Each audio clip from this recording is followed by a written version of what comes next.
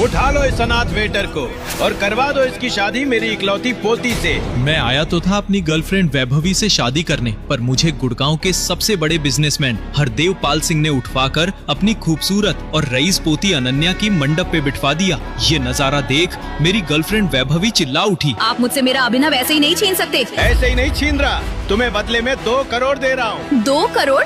वो भी मेरे 5,000 कमाने वाले बॉयफ्रेंड के लिए? ठीक है, अभिनव हुआ आपका। यूहू! पैसे देखते ही वैभवी ने एक पल में मुझसे रिश्ता तोड़ दिया। तभी मैं हरदेव पाल सिंह के कदमों में गिर गया। साहब, मैं गरीब आदमी हूँ, मेरी जिंदगी से खेलकर आपको क्या मिलेगा? मैं तेरी जिंदगी के साथ नहीं खेल रहा, खेला तो तूने है, वो भी मेरी इज्जत के साथ। भूल गया वो पिज्जा की डिलीवरी जो तू कल रात करने आया था? हरदेव पाल की ये बात सुनते ही मेरे मुंह पे ताला लग गया। मेरा नाम अभिनव है। मैं गुड़गांव के छोटे से रेस्टोरेंट में वेटर का काम करता था। कभी कभी 100-200 ज्यादा कमाने के चक्कर में कुछ होम डिलीवरीज भी कर लिया करता था, पर यही 100-200 की एक डिलीवरी ने मेरी जिंदगी हमेशा हमेशा के लिए बदल दी। माफ कर दो साहब, आपके पैर पड़ता हूँ, मुझे जाने दो। माँ कसम, आज के बाद कभी किसी सुंदर अमीर लड़की को रात के 2 बजे पिज्जा पहुँचाने नहीं आऊंगा। अब जो हो जाए, शादी तो तुझे मेरी पोती अनन्या से ही करनी पड़ेगी।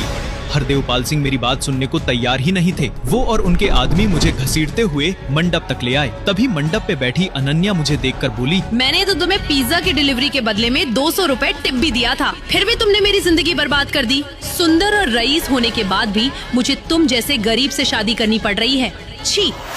अनन्या की आंखों में मेरे लिए घिन के अलावा और कुछ भी नहीं था। तभी मैंने हरदेव पाल सिंह से कहा, हरदेव जी, सुन लिया ना आपने?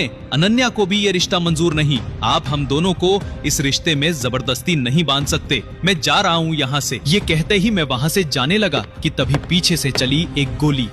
हरदेव जी, बंदूक? मेरे सामने खड़े थे हरदेव पाल सिंह और उनके हाथ में थी उनकी पुश्तैनी 2 नाली बंदूक। बेटा, कहने को तो मैं बिजनेसमैन हूँ, पर ये कारोबार खड़ा करने के लिए मैंने कई बार अपने हाथ लाल किए हैं। आज अगर तूने मेरी बात नहीं मानी तो मैं मजबूर हो जाऊंगा। पर साहब, मेरी क्या गलती है? मुझे क्यों सजा दे रहे हैं? तेरी गलती तो बस यही है कि तू कल रात मेरे घर आया और अब मेरे बॉस गुड़गांव मशहूर गैंगस्टर अकरम के यहाँ आने से पहले मुझे ये शादी करवानी ही होगी, ताकि वो मुझे गुड़गांव के सबसे बड़े डॉन टाइगर से मिलवा सके। टाइगर और अकरम का नाम सुनते ही मेरा पूरा शरीर सुन्न पड़ गया। मैं चुपचाप पलटा और जाकर मंडप पे बैठ गया। ये देख, अनन्या मुझसे बोली, हो गई हवा टाइट? बड़े हीरो बन रहे थे, अकरम अंकल का नाम सुनते ही क्या हो गया? औकात याद आ गई? नहीं अनन्या, औकात ही नहीं, बहुत कुछ याद आ गया। कहना क्या चाहते हो? इस बात का मैंने कोई जवाब नहीं दिया और चुपचाप शादी की रस्मों को पूरा करने में लग गया।